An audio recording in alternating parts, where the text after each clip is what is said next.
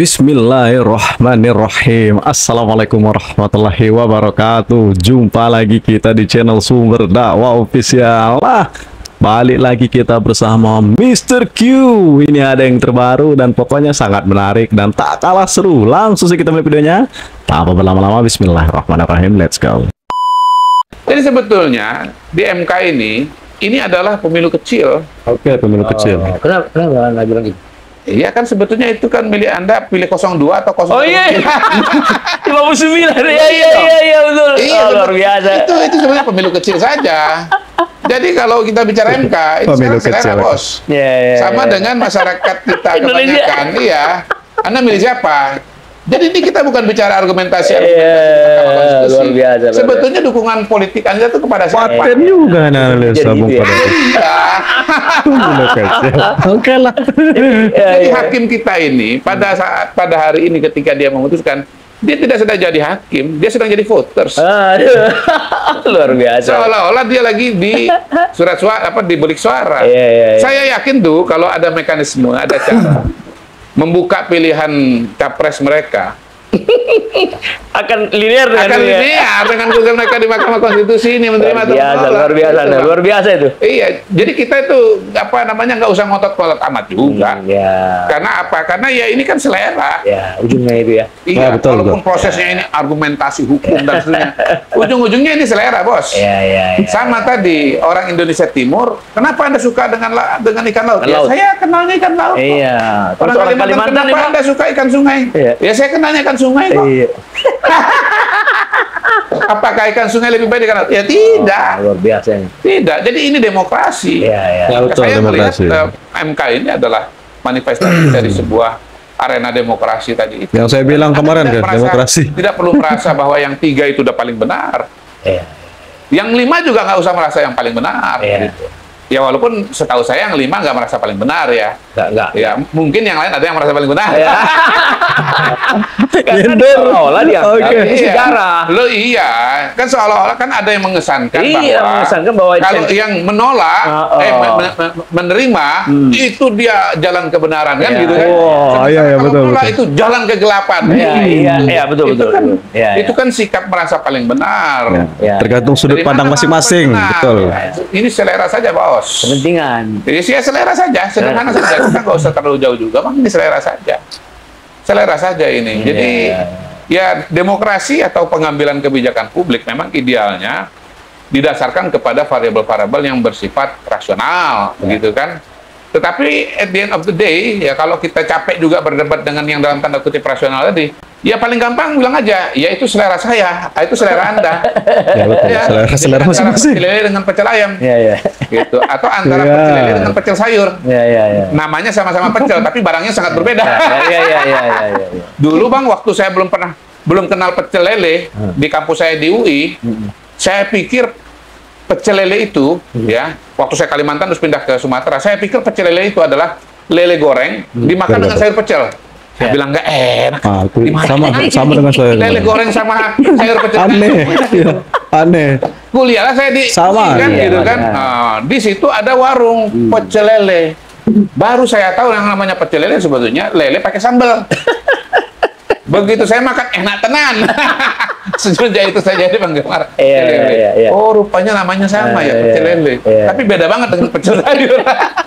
Jadi kembali ke soal selera ya. Iya, sederhana saja. Iya, itu aja sederhana saja. Kita Iya. kalau Curhat, saya ngotot-ngotot Gus. Curhat makanan kesukaan. Ini kita kalau bicara soal rasionalitas atau argumentasi, kadang-kadang kita ngotot sampai begini gitu loh, karena kita merasa pemikiran kita yang paling Iya, benar. betul. Tapi kalau Betul. soal selera, orang biasanya jadi kalem, bang. Iya. Karena selera nggak bisa disalahkan. Nggak bisa.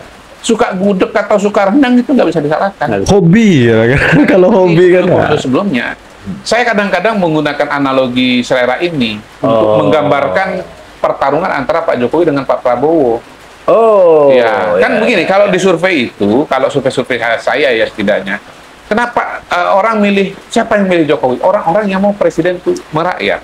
Ya. Kalau abang ingat ya. Iya kita dong, diskusi iya, beberapa kali. betul itu. Siapa yang milih Prabowo? Orang-orang yang ingin presiden itu tegas. Gas ya. Kenapa Jokowi menang?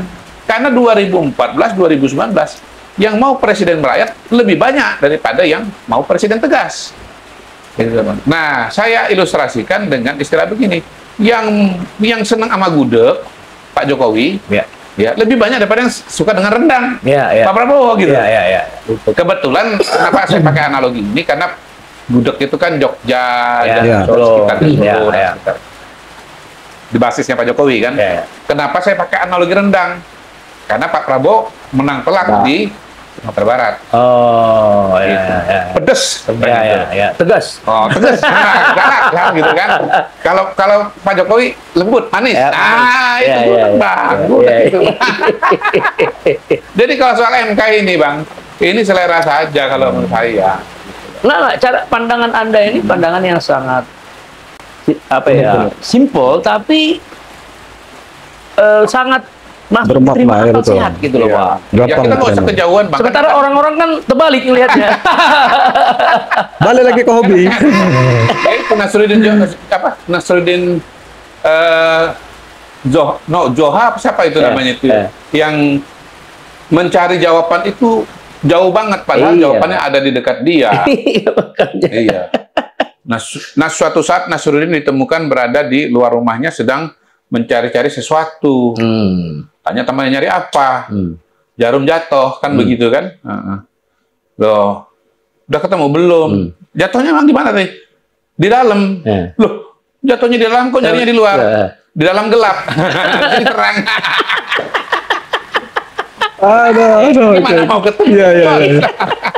Iya, kita nyari barang itu ada di mana. Iya, iya. Iya, mau gelap mau terang. Kalau gelap kita kasih lampu kan begitu. Bukan berarti kita cari terang lalu padahal barangnya nggak ada di situ.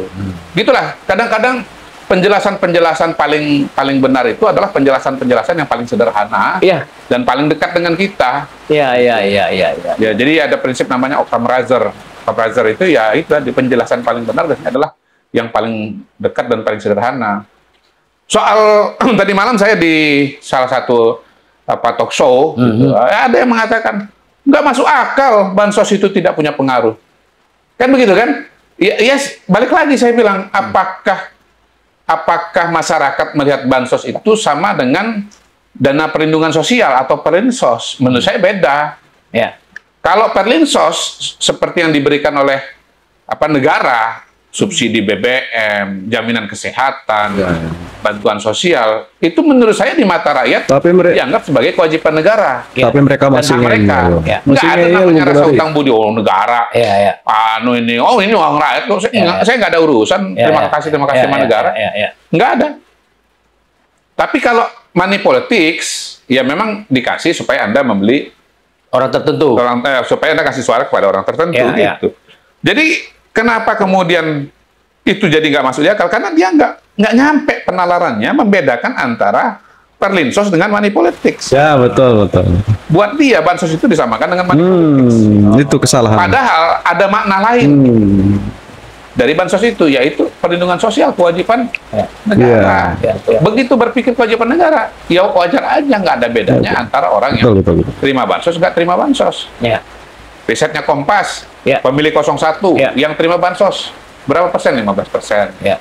02 15 atau 16%. Mirip. 03 15 atau 16%. Sama aja. Saya udah pernah jelaskan di sini.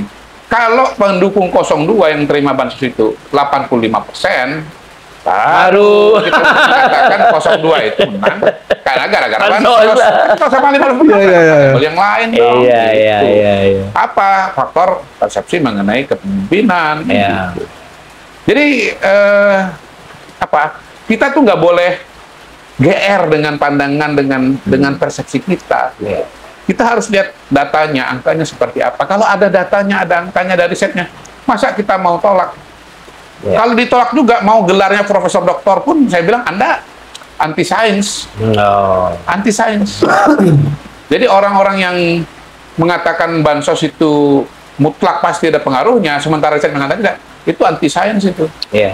Iya, gitu bang. Orang-orang yang cara pandangnya seperti itu, ya saya kira ya itu yang harus kita koreksi ya. Ya, Kita harus, relnya gimana sih pembuatan kebijakan publik ya? Relnya harus berdasarkan riset. Harus berdasarkan riset. Ketika eksistensi dari selera masih ada di dalam dirinya yang dicampur dengan ideologi, agak sulit juga dia akan menerima itu. Nah, bagusnya apa? Bagusnya dengan ada media seperti media massa, ada podcast seperti ini. Menurut saya kita sedang berbicara dengan masyarakat. Pendidikan politik ya. Ya, pendidikan politik. Masyarakat kan kemudian akan melihat argumentasi mana yang lebih bisa diterima oleh Akal sehat. akal sehat gitu. Dan ya pada gilirannya menurut saya akan ada evaluasi dari masyarakat ya. Termasuk misalnya kemarin di KPU misalnya ada partai politik tertentu yang tidak hadir ya, sebutlah PDI Perjuangan misalnya. Oke, disenggol. Calon presiden, wakil presiden juga tidak hadir. Menurut saya itu bagian dari evaluasi Ya, masyarakat. betul. Masyarakat bisa menilai. Anies Mohaimin kan datang kan? Ya. Betul, Itu betul. evaluasi masyarakat. Pendapat. juga.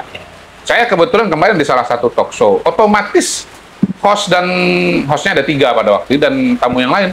Begitu lihat ada Anies dan Mohaimin, tepuk tangan. Kenapa? Mereka mengapresiasi, ya kan? Itulah manifestasi Ini di acara Mbak dari Najwa maksudnya. siap menang, siap kalah, gitu. Siap menang, siap kalah. Pak Prabowo pun mengatakan, saya pernah pada posisi Anda, kan? Memang senyum pun berat. Aduh, luar Tetapi biasa. kita belajar Mas dari Anies, Pak Mas Prabowo, Anies. walaupun dia berat, senyum pun berat pada posisi Anda, tapi kan dia keep going kan? Keep going. Dia keep going, dia berusaha lagi, dan ya dia misalnya Senyum memilih pun berat. tahun 2019 untuk Udah nggak bilang. pemerintahan. 2014 dia Pak Prabowo. 2014 2019 dia udah merasakan akibatnya. Ya kan? Wah, Dia belajar. ya belajar dia. Ah, gua kalau di luar begini. Kalau gua diajak masuk, wah oke nih. Gitu. Masuklah dia kan. Dan dengan dia masuk, dia jadi menang kan begitu Ya, kan? betul. Itu gitu. Ya, Jadi ada proses yang ya diterima, yang ya oke gini misalnya 2014 2019 saya lupa sih sebetulnya, tapi nanti dicek aja. Pengumuman KPU saya nggak ingat apakah Pak Prabowo hadir atau tidak. Mungkin tidak. Tetapi pada saat pelantikan Hadir. 2014 hadir, 2019 hadir. Jadi ya ketidakhadiran dan kehadiran itu kan akan dilihat oleh rakyat, oleh masyarakat. Evaluasi ya. Iya, dievaluasi. Dan kalau kita lihat, Untuk adilnya begini ya, Ya. karena saya udah mendengar Mas Ganjar mengatakan dia nggak terima surat. Pak Mahfud dia mengatakan terima surat tapi terlambat. terlambat, dalam pengertian tinggal setengah jam sebelum Ya, acara ya, gitu ya. Oh, ya. alam ya. Benar begitu atau Ya, tidak? ya, Tapi intinya kan pada hari ini yang jelas-jelas nggak hadir kan dari kubu 03. Ya. Partai pendukung 03 pun P3 hadir, PDI-nya nggak hadir. Oh. Jadi saya kira masyarakat akan melihat, menilai, mengevaluasi. Ya, betul. Mau percaya yang mana ya? Silahkan. Kalau saya lihat risetnya Indikator Politik Indonesia kemarin rilis, apapun kata orang mengenai Pak Jokowi, tingkat kepuasan kepada Pak Jokowi Ya, betul. Kita turun. Betul, Masya Allah. Ya. Terus cuma 3%. Ya, makanya kan kemudian kalau ada yang mengatakan ini saatnya revolusi, ya, ini adalah puncak kejahatan atau kegelapan Astagfirullah. demokrasi. Setelah ini akan Ya, ya. revolusi, gitu. Kan gagal semua karena Ya, tidak ya. didasarkan kepada Akal sehat. realita sosial Ya, dan akal data dan sehat. riset. Dari dulu saya itu paling ketawa-ketawa itu lihat orang-orang yang ngomong revolusi. Jokowi jatuh. Muncul. Iya, heeh. Itu yang itulah pokoknya. Aep itu. pernah ngomong, Aep lagi nih. Soalnya dia nggak pernah buat Iya, tantangan ya, iya. sebagai saintis ya. Iya. Terus ya. Apa dia bilang itu ada 5 kesalahan atau 5 masalah Ya, ada. Iya kan? Dibuat satu-satu gitu. 5 krisis. Ya. 5 krisis ya, ada krisis elektoral, ada krisis legitimasi apa di mana gitu. Yang krisis elektoral ya gagal menang. Ya kan? Kalah. Ternyata kan menang. Sayang banget nih. Jawab tantangan. Iya, iya. Ya, kalau enggak udah terima apat nih kita nih kan. Iya. Gitu. Supaya ingat lagi ya. Waktu itu saya bilang kan, kalau nggak jawab tantangan saya, kemungkinan cuma 2. Kalau nggak bokek, nggak percaya dengan data sendiri. Oke. Habis itu kita revisi kan. Kasih buku. Diganti kan taruhannya Alphard kan, dengan buku kan. Iya. Pasti bisa beli buku kan. Iya. Berarti kalau nggak jawab juga kan nomor 2 kan, nggak percaya dengan data sendiri. Iya. Lo pada hari itu bukti kok data EF itu ngawur. Iya, betul. Ngawur, bukan cuman 02 menang, Iya. tapi sekali Ya, betul. putaran. Satu putaran. Betapa jauhnya omongan AF itu dengan realita yang Iya. terjadi kan. begitu. Iya. Ngawur. Dia kan mengatakan juga, Pak Jokowi ini udah krisis ini. Iya. Mana Mana krisis? Iya. Mana krisis? Ya, sekarang kita lihat tingkat kepuasan kepada Pak Jokowi masih Masyarakat alhamdulillah sejahtera. persen. Itu yang saya heran, Bung. Saya kan Kepuasan saya lanjut Bang. Ya. Kepuasan penerimaan kepada keputusan MK 75%. Ya. Kepuasan kepada KPU masih di atas 70% juga, 70 berapa Ya. gitu. Silakan dilihat sendiri datanya. Jadi antara persepsi masyarakat dengan persepsi elit, ini ada kesenjangan, Bang. Kesenjangan. Kalau dikatakan ini pemilu terburuk, ini masyarakat marah, dan masyarakat mana?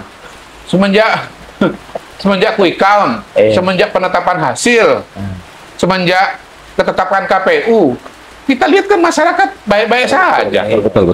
Kalau dikatakan problem di masyarakat, pembelahan di masyarakat, saya bilang 2019 lebih parah. Iya. Lebih parah. Sekarang ini pembelahan itu di elit aja. Iya. Di elit aja. Antara elit yang faktual dan data dengan elit omon-omon, halusinasi dan itu saja Bang kalau menurut saya Bang. Nah guys, Masya Allah sangat menarik. Pokoknya ini hari hujan. Betul kata Bung Kodari itu. Ngeyel. Analisa dari Bung Ed ngeyel. Omon-omon. Tak sesuai dengan realita. Tak pakai riset, tak pakai data. Yang ada masyarakat tambah puas, tambah senang dengan pemerintahan Pak Jokowi. Apalagi ditambah dilanjutkan dengan Pak Prabowo dan Mas Gibran. Nah, saya akhiri. Simpulkan kalian sendiri. Tulis kolom komentar apa pendapat kalian. Wabillahi taufiq wal hidayah, dan jangan lupa tetap jaga persatuan Indonesia. Jangan mau terpecah belah, jangan mau termakan isu hoax. Wabillahi taufiq wal hidayah. Wassalamualaikum warahmatullahi wabarakatuh.